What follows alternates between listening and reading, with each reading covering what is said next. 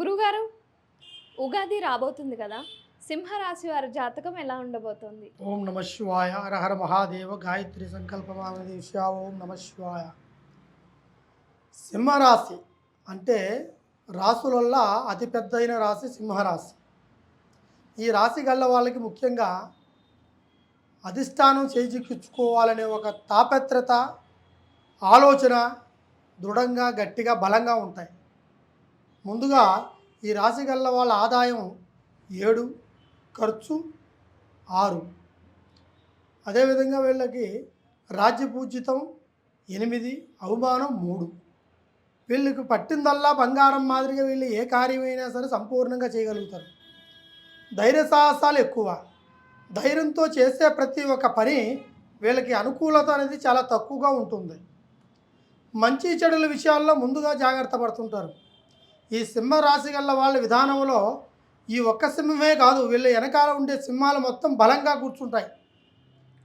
ఆ సింహాల వల్ల వీళ్ళ ఆలోచనలు, నడవడికలు, మాట తీరు, ప్రవర్తన అన్నీ వీళ్ళకి బలంగా కనబడతాయి. గత సంవత్సరం కంటే ఈ సంవత్సరం వీళ్ళకి ఎక్కువగా సంపాదించే ఒక సంపాదన కానీ ఆలోచనలు కానీ ఎక్కువగా ఉంటాయి. తర్వాత పోగొట్టుకున్న ఆస్తులను కూడా మళ్ళీ తిరిగి సంపాదించుకుంటారు. తర్వాత కొత్త వ్యక్తులు పరిచయం అవుతారు. తర్వాత వీళ్ళకి నూతన బతుకు తెరువులు ఏర్పాటు చేస్తారు.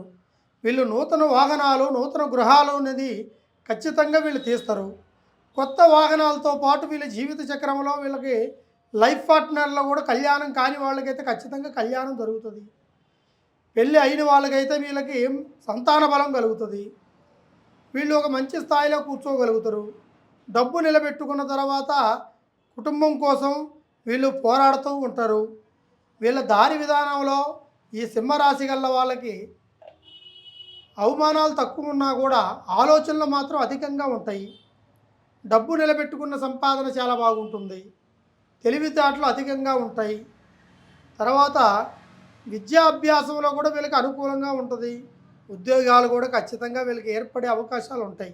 కొంతమందికి కొంత సంవత్సరంలో ఉద్యోగాలు లేకపోకుండా చాలా వరకు ఇబ్బంది పడుతుంటారు. జాబులు, ఉద్యోగాలు, పనులు, వ్యాపారస్తులు, చేతి కష్టం చేసుకొని బతికే వాళ్ళకు కూడా కొన్ని ఇబ్బందులు ఉంటాయి. అటువంటి వాళ్ళకు కూడా ఈ రాశి గల్ల వాళ్ళు లక్ష్మీ సంకల్పం, సిరి సంపద, ఆయురారోగ్యం, అష్టైశ్వర్యం, మనోశుద్ధి అన్నీ కూడుకుంటాయి. అదేవిధంగా వీళ్ళకి కొద్ది రోజుల పాటు అవమానాలు కూడా జరిగి ఉన్నాయి. వీళ్ళకి ఈ అవమానాలు పోయిన తర్వాత ఇప్పుడు వీళ్ళకి మంచి రోజులు అనేది ఆరంభమవుతున్నాయి. ఈ ఉగాది నామ సంవత్సరం నుంచి శ్రీరామనవమి కళ్యాణము, గణపతి పండగ, ఆ ఒక్క సందర్భంలో వీళ్ళు మంచి వస్తువులు కానీ, వాహనాలు కానీ, గృహ ప్రయత్నాలు కానీ, గృహ నిర్మాణాలు కానీ, ల్యాండ్ ప్రక్రియలు కానీ కంపల్సరిగా వీళ్ళు నూతన వస్తువులు తీసే అవకాశాలు ఉన్నాయి. ఈ సింహరాశి వల్ల గల విధానంలో మాట మీద నిలబడే వ్యక్తులు, మాట తప్పేవాళ్ళు కాదు. ఎదుటివాడి మాటను ఆలకించేవాళ్ళు, ఆ మాటను మళ్ళీ తిరిగి వాళ్ళు ఆ ప్రయత్నాన్ని ప్రకారం ఆ మాటను నిలబెట్టుకున్నంత శాయశక్తుల వల్ల శక్తివంతమైన సింహరాశి ఈ రాశి గల్ల వాళ్ళ విధానంలో మాట అనేది కటాకంటిగా ఉంటుంది. వీళ్ళ సంపాదన కూడా ఆ విధంగానే ఉంటుంది. ఖర్చు కొంచెం తక్కువగా ఉంటుంది ఒక భాగము.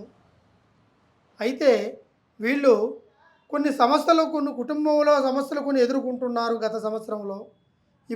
ఇప్పుడు కూడా అటువంటి సమస్యలు కొన్ని ఎదుర్కొంటారు. తర్వాత వీళ్ళకి క్రమక్రమంగా కొద్దిగా సమస్యల్లోంచి బయటికి వెళ్ళి వస్తారు. వీళ్ళు వచ్చిన తర్వాత కూడా వీళ్ళు కుటుంబ బరువు బాధ్యతలు ఈపినేసుకుంటారు. తర్వాత నూతన బతుకు తెరువులు ఏర్పాటు చేస్తుంటారు. డబ్బు సంపాదనతో విదేశ ప్రయాణాలు కూడా కొన్ని సాగిస్తుంటారు. ప్రమోషన్లు కూడా కొన్ని జరుగుతుంటాయి. కొన్ని విభేదాల నుంచి బయటకు వస్తుంటారు. కొన్ని మార్గాల నుంచి దూరం అవుతుంటారు. కొన్ని పనులు కూడా వీళ్ళకి తొందరగా అవుతుంటాయి.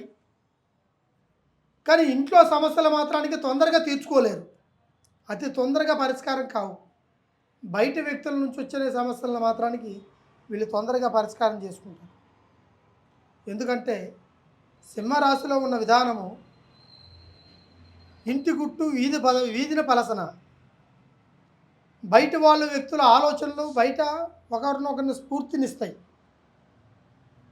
ఈ సింహరాశి గల్ల వాళ్ళ తెలివితేటలు ఎలా ఉంటాయో అంటే రేపు వచ్చే వర్షానికి ఈరోజు ముందు గొడుగు తయారు చేసుకుంటాడు.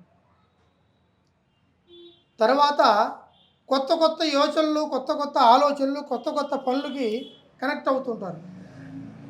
వీళ్ళకి మనసు, ఆలోచన, ఆరుదల ఒకే రకంగా ఉంటుంది. కానీ బుద్ధి మాత్రానికి గంటకు 2 బుద్ధులు ఉంటాయి వీళ్ళకి. సింహరాశి గల వాళ్ళకి అంటే సింహం జూలు దిలాయించి ముందుకు వచ్చేది ఒక తీరు ఒక రకంగా ఉంటుంది, గర్జించినప్పుడు వచ్చే తీరు ఒక రకంగా ఉంటుంది. దానివల్ల వీళ్ళ బుద్ధులు 2 రకాలు ఉంటాయి. ఏది ఏ విధమైనా సరే ఈ సింహరాశిలో ఉన్న వాళ్ళ పట్టు ఉడుం పట్టు లాంటిది. సింహం అయినా ఒకప్పుడు పట్టు వదులుతుందే కానీ ఉడుం పట్టు మాత్రం వదలదు. ఆ విధంగా పట్టు పట్టే దాంట్లో మంచి ప్రక్రియ ఉంది వీళ్ళకి. తర్వాత వీళ్ళు అన్ని విషయాల్లో ముందుకు రాకట్టే వచ్చే తెలివితేటలు ఉన్నాయి. కుటుంబాన్ని లాక్కొస్తారు, డబ్బు సంపాదిస్తారు, ఆర్థిక సమస్యలకు దూరం అవుతుంటారు. మనశ్శాంతిని కోల్పోయిన వాళ్ళు కూడా ఇప్పుడు ఉన్న సిచ్యువేషన్లో మనశ్శాంతి సంపూర్ణంగా వస్తుంటుంది. ఎటువంటి సమస్యలు కూడా వీళ్ళకి దగ్గరికి రావు. ఆ సర్వేజన సుఖనో భవంతు. వీళ్ళు కుటుంబ కష్టాలని, కుటుంబ యోగక్షోభాలని ఖచ్చితంగా చూసుకొని ఒక స్థాయిలోకి వస్తారు. ఎటువంటి సమస్యలు ఉన్నా కూడా ఒక్కసారి ఈ యొక్క రాజుగారిని, ఒక్కసారి బ్రహ్మరాజు గారిని సంప్రదించండి. మీరు ఎక్కడున్నా, ఏ ఊరిలో ఉన్నా మీకు ఫోన్ ద్వారా కూడా పరిష్కారం చెప్పగలుగుతాను. దానికి తగిన పరిష్కారం చెప్పి దానికి తగిన ఒక రీతిలో పరిష్కారం కూడా చేస్తాను, మీకు అందిస్తాను. ఎటువంటి సమస్య ఉన్నా ఈ నెంబర్కి ఒకసారి కాంటాక్ట్ నెంబర్కి కాంటాక్ట్ చేయండి. సర్వేజన సుఖనో భవంతు. ఓం నమః శివాయ.